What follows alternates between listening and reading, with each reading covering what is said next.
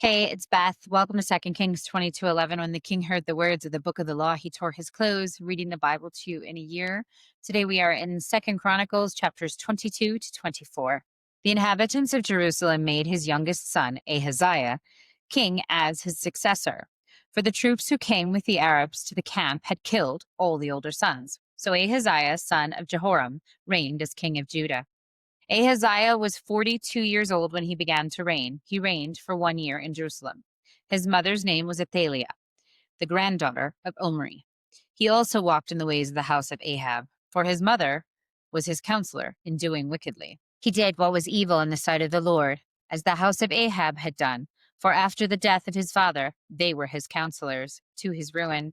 He even followed their advice and went with Jehoram, son of King Ahab of Israel, to make war against King Hazael of Aram at Ramoth Gilead. The Arameans wounded Joram, and he returned to be healed in Jezreel of the wounds that he had received at Ramah when he fought King Hazael of Aram.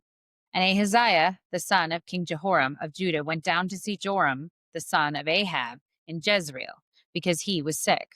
But it was ordained by God that the downfall of Ahaziah should come about through his going to visit Joram. For when he came there, he went out with Jehoram to meet Jehu, son of Nimshi, whom the Lord had anointed to destroy the house of Ahab. When Jehu was executing judgment on the house of Ahab, he met the officials of Judah and the sons of Ahaziah's brothers who attended Ahaziah, and he killed them. He searched for Ahaziah, who was captured while hiding in Samaria, and was brought to Jehu and put to death. They buried him, for they said, "He is a grandson of Jehoshaphat, who sought the Lord with all his heart." And the house of Ahaziah had no one able to rule the kingdom. Now when Athaliah, Ahaziah's mother, saw that her son was dead, she set about to destroy all the royal family of the house of Judah. But Jehoshaphat, the king's daughter, took Joash, son of Ahaziah, and stole him away from among the king's children who were about to be killed.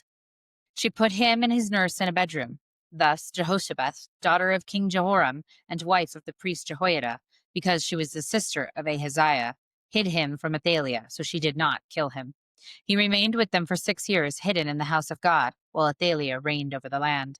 But in the 7th year, Jehoiada took courage and entered into a compact with the commanders of the hundreds: Azariah, son of Jehoram, Ishmael, son of Johanan, Azariah, son of Obed, Maaseiah, son of Adoniah, and Elisaphat, son of Zichri.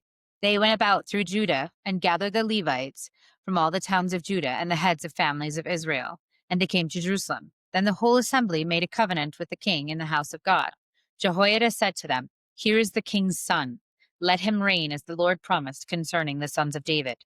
This is what you are to do. 1/3 of you, priests and Levites, who come on duty on the Sabbath shall be gatekeepers.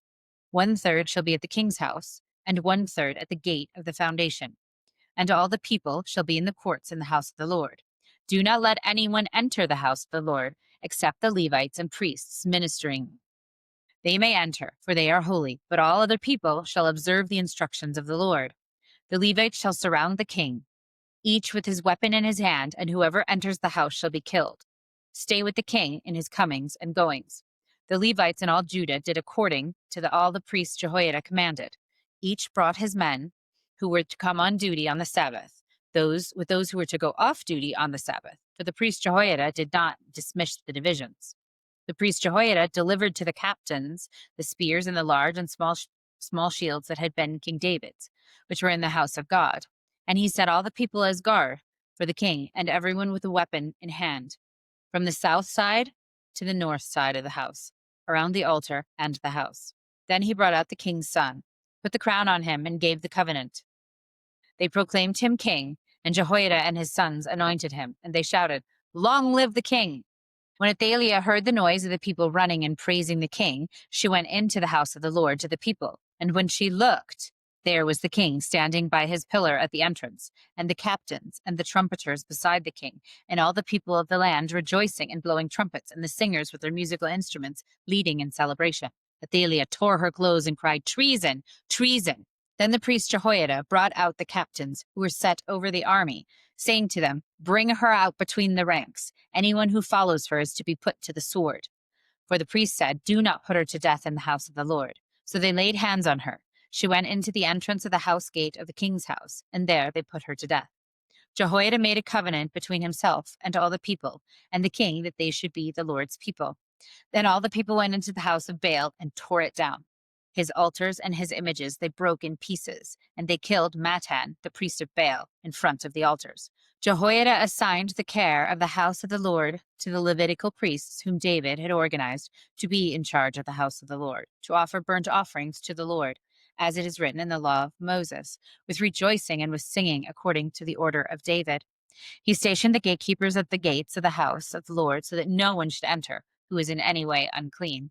And he took the captains, the nobles, the governors of the people, and all the people of the land, and they brought the king down from the house of the Lord, marching through the upper gate to the king's house. So they set the king on the royal throne. So all the people of the land rejoiced, and the city was quiet after Athaliah had been killed with the sword. Joash was 7 years old when he began to reign. He reigned for 40 years in Jerusalem.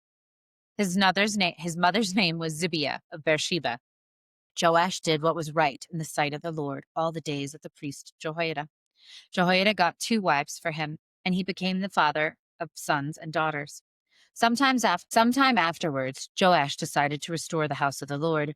He assembled the priests and the Levites and said to them, "Go out to the cities of Judah and gather money from all Israel to repair the house of your God year by year, and see that you act quickly." But the Levites did not act quickly. So the king summoned Jehoiada the chief and said to him, "Why have you not required the Levites to bring in from Judah and Jerusalem the tax levied by Moses, the servant of the Lord, on the congregation of Israel, for the tent of the covenant?"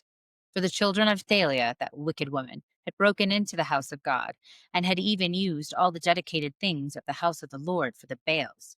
So the king gave command, and they made a chest and set it outside the gate of the house of the Lord. A proclamation was made throughout Judah and Jerusalem to bring in for the Lord the tax that Moses, the servant of God, laid on the Israelites in the wilderness. All the leaders of all the people rejoiced, and brought their tax, and dropped it into the chest until it was full. Whenever the chest was brought to the king's officers by the Levites, when they saw that there was a large amount of money in it, the king's secretary and the officer of the chief priest would come and empty the chest and take it and return it to its place.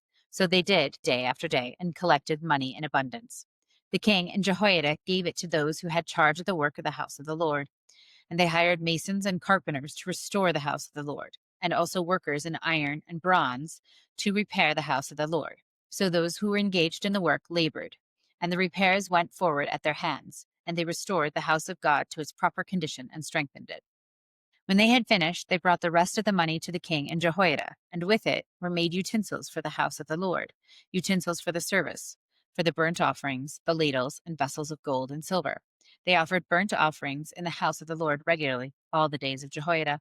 But Jehoiada grew old and full of days and died. He was 130 years old at his death. And they buried him in the city of David among the kings, because he had done good in Israel and for God and his house.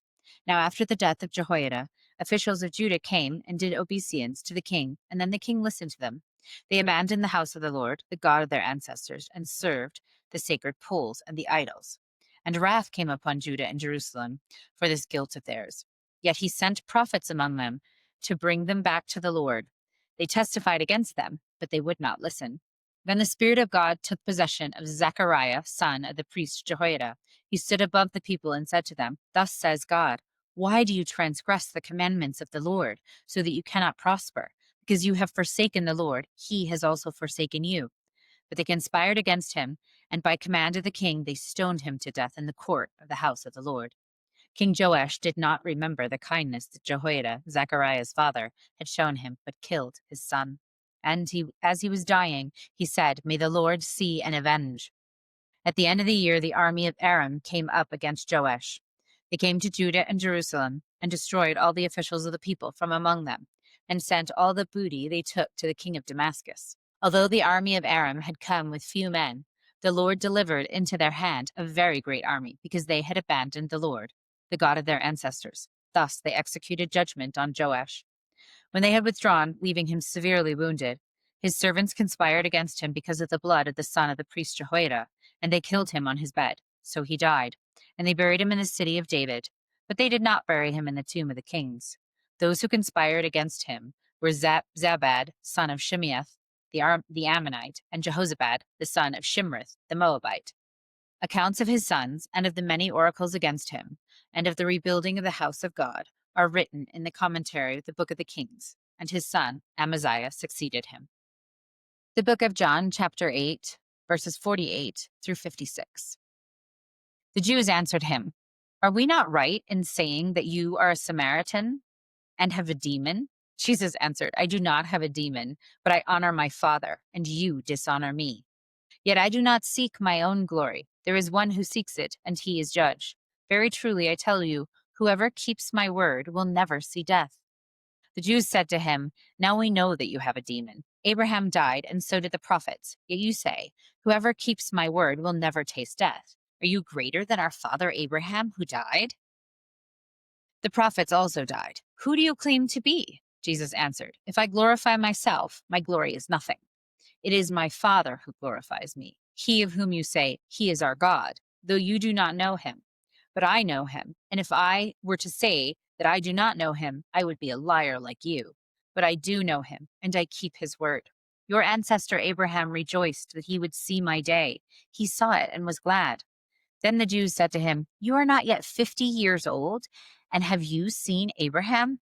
Jesus said to them, "Very truly I tell you, before Abraham was, I am." So they picked up stones to throw at him, but Jesus hid himself and went out of the temple. Thus ends the reading for today.